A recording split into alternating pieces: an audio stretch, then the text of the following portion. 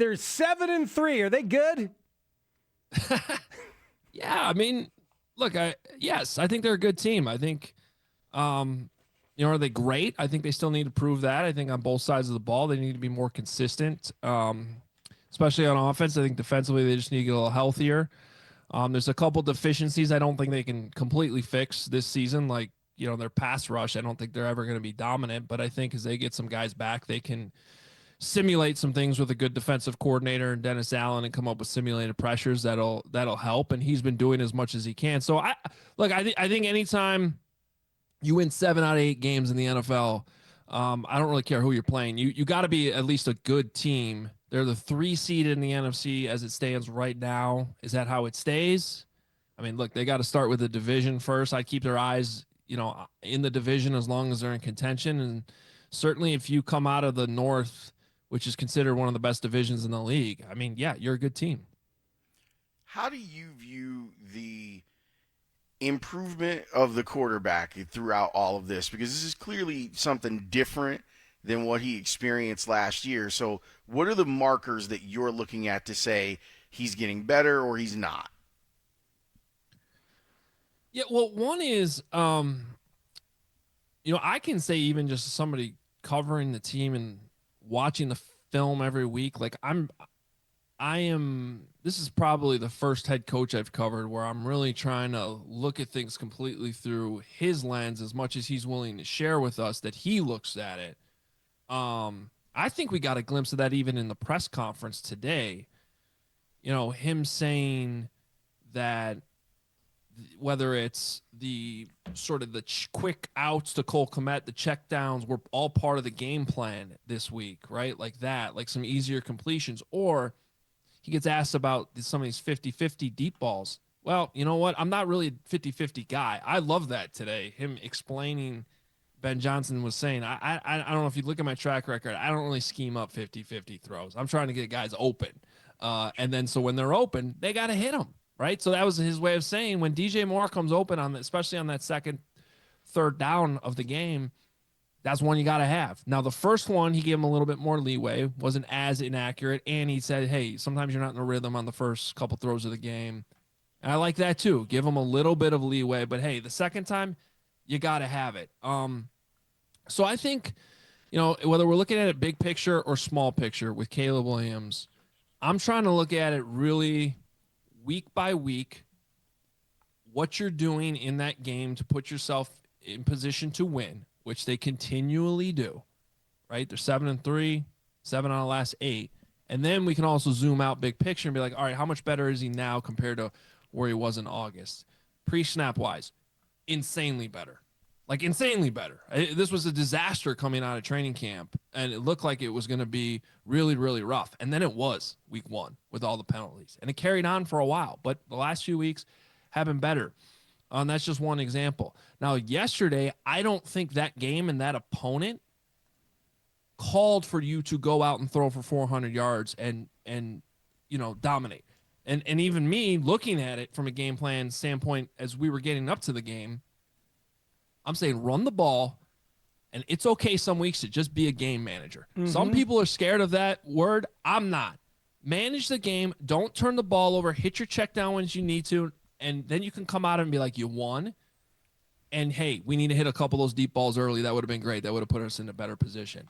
Now, I do think as an offense as a whole, they can do a better job of putting some of these teams away in the third quarter, and Caleb can do a better job of that too. But I'm okay with where Caleb is right now through 10 games this season.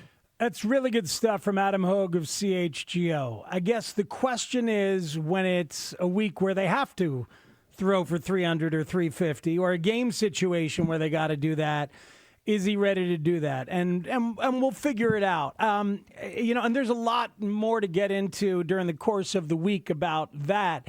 It's funny. I was talking to somebody close to Ben who said that his goal for year 1, even more so than develop the quarterback, was to flip the culture.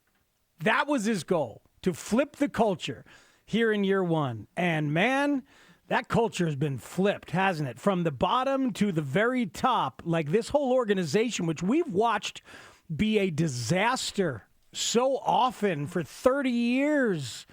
You know, that whole organization is running the way that he wants it to on some level. The culture's been flipped, hasn't it, Adam? You know, that's another thing that he brought up today on his Zoom call with the reporters was he was asked about the catch Roma Dunze had start of the second half where, you know, he makes a tough catch and then he looks to get upfield and he's got a caravan of Bears guys just pushing him for an extra, like, what was that, 7-8 yards, whatever it was. You know, and he said, he's like, I don't see a whole lot around like that style around the league too much. Like that could be an edge for us. Just having, you know, that type of physical mentality, the plays aren't over, play all the way through the whistle, get as many yards as you can. And whether it's that or Cole Kmet running through a number of players yesterday, and Ben saying today that got our sideline fired up.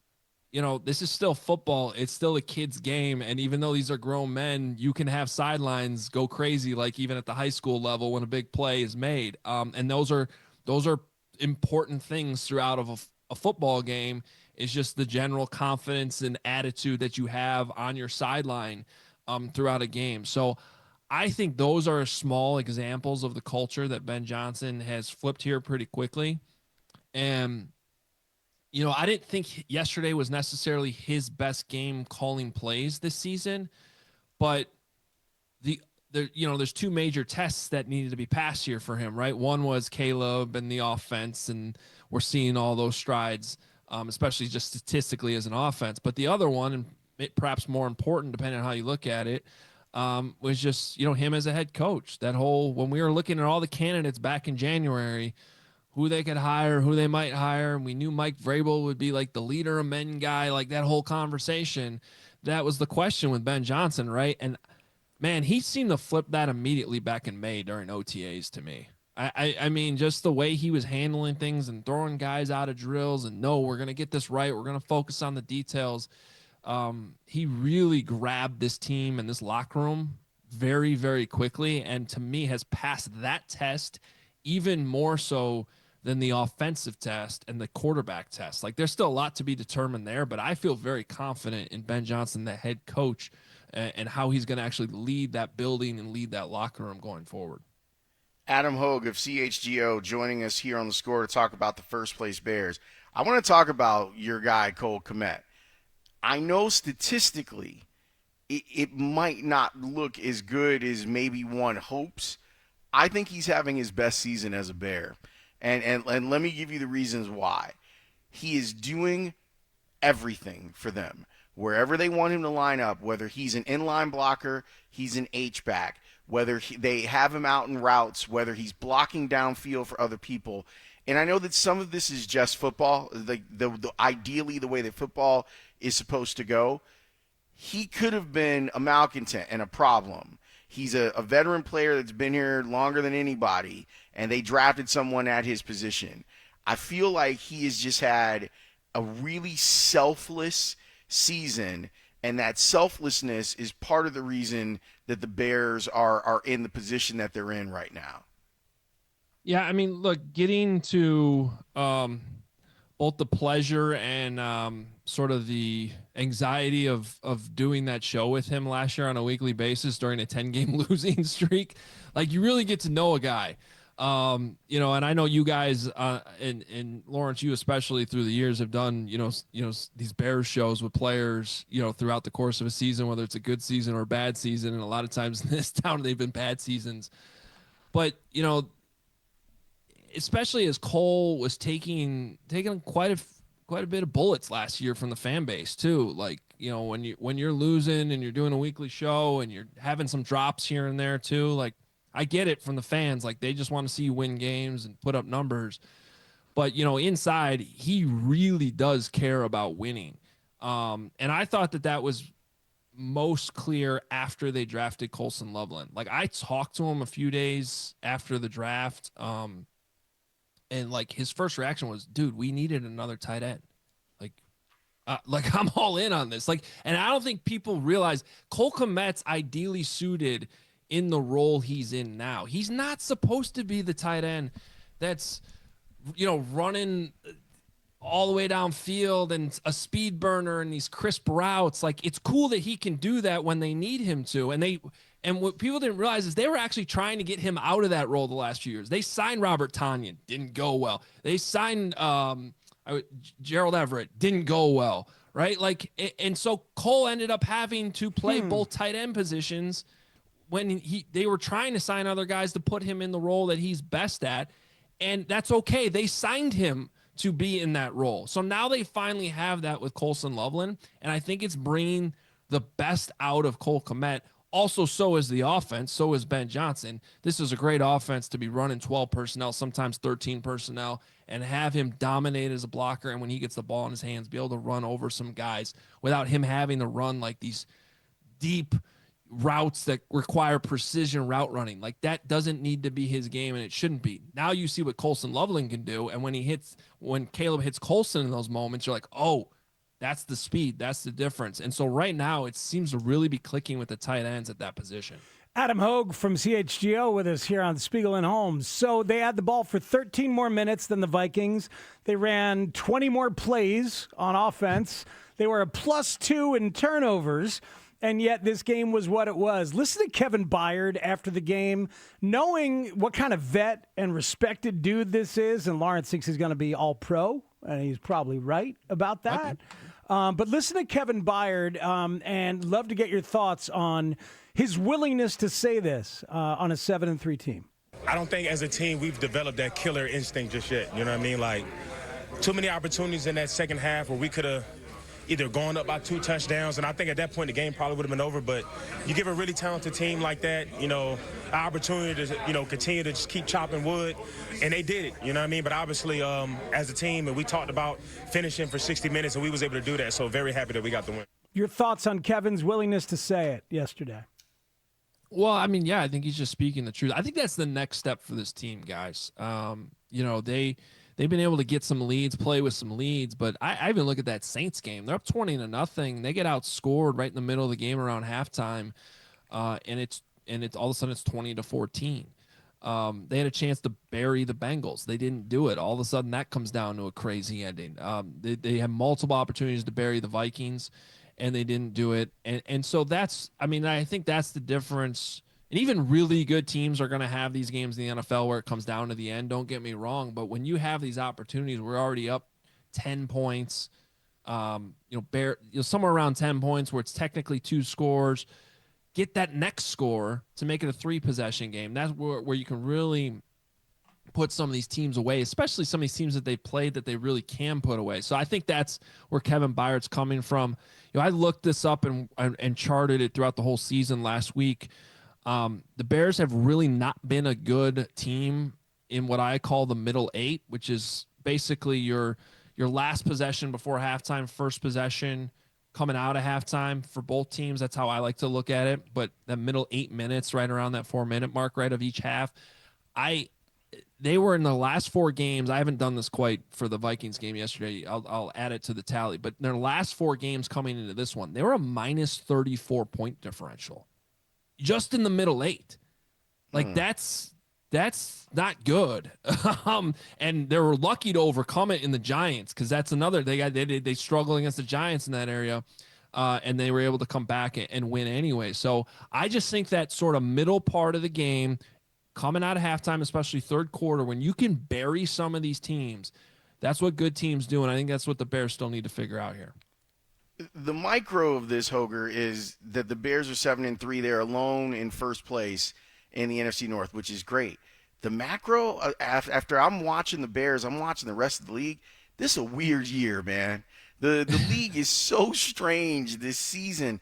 There's a lot going on. So when you look at the North Division, what do you think is the most interesting about the 3 other teams and why we haven't seen them be the teams that step forward in the NFC? Yeah, to your point, guys, it's November 17th, and the Lions, Chiefs, and Ravens are all out of the playoffs right now. I mean, nobody would have called for that at the beginning of the season, and it might still change. All 3 of those teams might still make the playoffs. In fact, I'd probably say they will. But it is a weird year. I think this division's been weird. I don't know that's been as sharp as people thought it would be. On the other hand, they had a 15-win team and a 14-win team last year, the Lions and Vikings. There was no way that was going to be repeated. So at the start of the year, I had the Lions winning the division with 11 wins. I had the Bears at 10. I thought the Packers would take a step back and actually only go 8-9. Now, after I made that prediction, they went and signed for traded for Michael Parsons, and that changed things a little bit. But at the same time, you watch them, and I think there's a lot of questions there. I mean, Matt LaFleur just went through a week completely on the hot seat, and they beat the Giants in no more of a impressive fashion than the Bears did a week before. So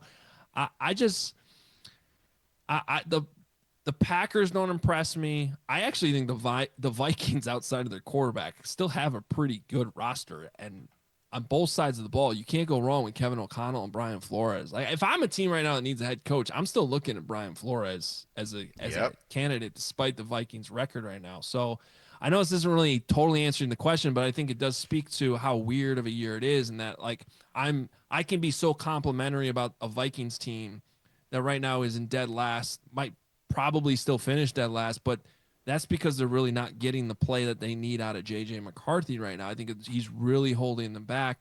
The Packers aren't doing it for me. They don't impress me. I saw them in person actually earlier this year when they played the Bengals. Similar type game. Like, I walked out of Lambeau just being like, okay, they won, but it was fine. So I think the question really comes down to the Lions. Like, are they going to figure this thing out without Ben Johnson? Because that's starting to look like a glaring piece that they lost. And if they leave that door open, can the Bears, similar to what we were just talking about with putting some of these teams away, can they barge through that door if the Lions, keep it open? And I think there's a world in which they do keep it open. Maybe this all comes down to Week 18 when they play each other. Boy, that'd be fun. It's fun as it stands, and it's only going to stay relevant and hopefully stay fun for the next couple of months. All right, Hoge, you're the best. By the way, I want Aaron Rodgers to play this weekend, and I want the Bears to sign Corey Wooten to a one-day contract, activate him, and have him sack Aaron on Soldier Field and end his career the way that he ended Favre's career. Is that too much to ask? What do you think? No, we'll hand him over on Sunday for sure. He would when we make those same jokes, he says, I can give you 3 snaps. He's, hey, that's all we Wood need. still looks great, by the way. I mean, he's dominating the golf courses. He's in shape. So I think he could get out there and accomplish that. You'd have to figure out to be the right pass rush reps, because he's probably only going to give you 3 snaps, but I think he can finish the job. Good. I like it. I feel like DA could draw something up that might allow for him to end up in a one-on-one that he might be able to win. Yeah, he could have 3 Dominique Robinson snaps. We'll give him those. Yeah, that would be fine. Hoge, we appreciate you, man. Thanks so much for jumping on.